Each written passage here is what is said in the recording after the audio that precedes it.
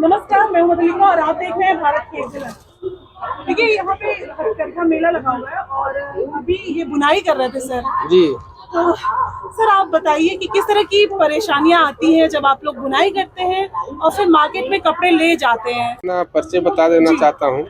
मेरा नाम अजहर अंसारी, मैं सिगोड़ी गांव से पटना डिस्ट्रिक्ट से बिलोंग करता हूँ।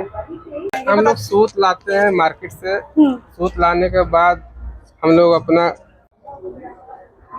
चरखा हो गया, चरखा से कांडी में भरते हैं, कांडी से फिर भर के फरमा पर ले जाते हैं, फरमा से बीम पर लाते हैं, बीम पर से एक एक धागा को राछ और बय में डाल करके फिर सेट बनाते हैं, सेट बना के कपड़ा तैयार करते हैं। फिर अभी हम लोगों ने तुरंत ही देखा है कि सबसे पहले धागा बनाया इन्होंने चरखे से, पर इसको क्या कहते हैं? ये सेटल में सेटल है। हाँ, हम लोग करांडी को भर के नरी को ला करके सेटल में डाले, सेटल में डालने के बाद ये करगे पर चालू कर दिए मशीन। अच्छा, अभी आपका धागा भी काफी बर्बाद हुआ, यानी वो तो होते रहता है अच्छा। इसलिए कि ऐसा लाइनें है ना कि कभी धागा में धागा फंस जाता है तो टूट जाता है, टूटने के कारण अब उसको और छोर जो है खोजने में दिक्कत होता है तो नोचने पड़ता है धागा को।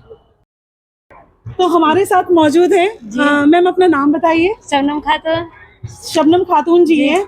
आप बताइए कि आपके मन में किस तरह के प्रश्न आते हैं और किस तरह की परेशानियां आती हैं? इस बात है मैडम कि इसमें हम लोग जितना काम मेहनत करते हैं उस तरीके से हम लोग को इसमें मजदूरी नहीं है। एक दिन में भी अगर मेहनत कर लेते हैं तो हम लोग 500-1000 रुपए कमा नहीं सकते। इसमें बहुत मुश्किल से 200-250 रुपए का काम करते हैं। इससे बाल बच्चों को जीवित नहीं रह सकते हम लोग। और आप देख ही होंगे कि आपको देखने से ये कितना मुश्किल लग रहा होगा। बहुत मुश्किल मैडम। ये जो सूत जो है ये कढ़ाई में हम लोग रंगते हैं। सादे रंग की जो सूत होती है पहले इसको कढ़ाई में रंगती है। पहले भिगो डालते हैं, उसके बाद में कढ़ाई में रंग के फिर उसको सुखाते हैं।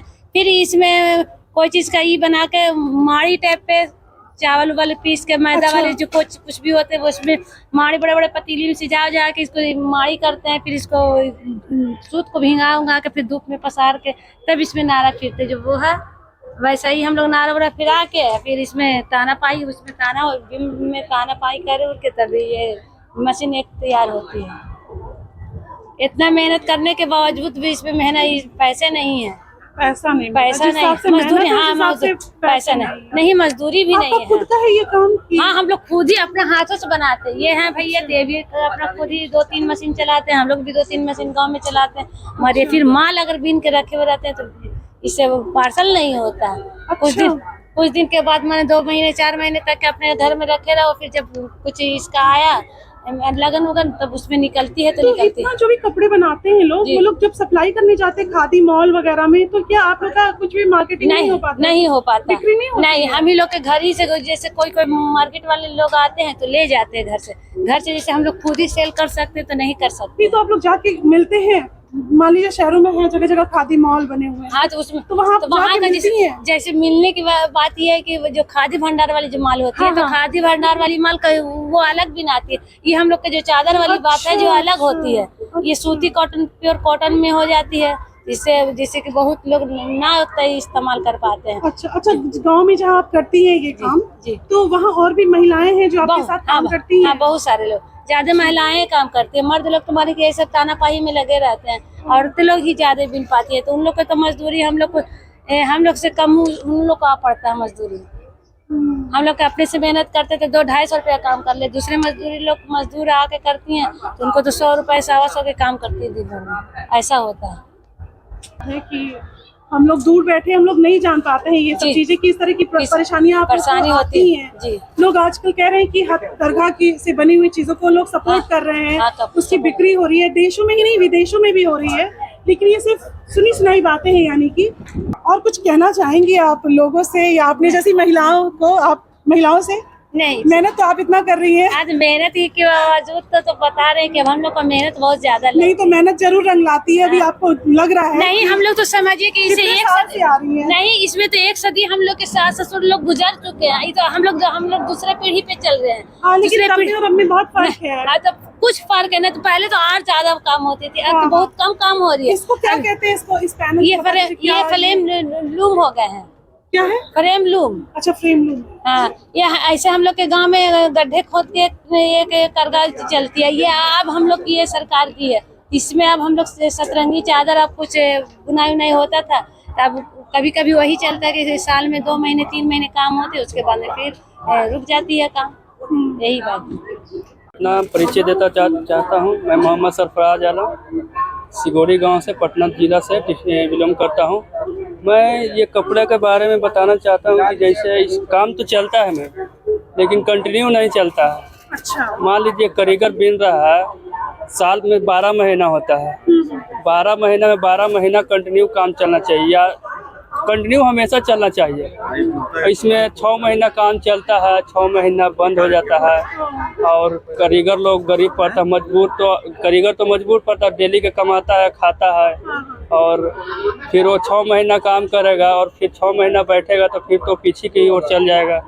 इसलिए सरकार को ध्यान देना चाहिए कि हमेशा के लिए सालों हमेशा ये काम होते रहे, ताकि मजदूर को, कारीगर को, बुनकरों को बहुत अच्छा से काम मिले और अपने बाल बच्चा को भी संभाले, काम को आगे बढ़ा सके। काम को आगे बढ़ाए। क्योंकि कितने पहले के आदमी थे कि इसी पर आश्रित है अभी तक के।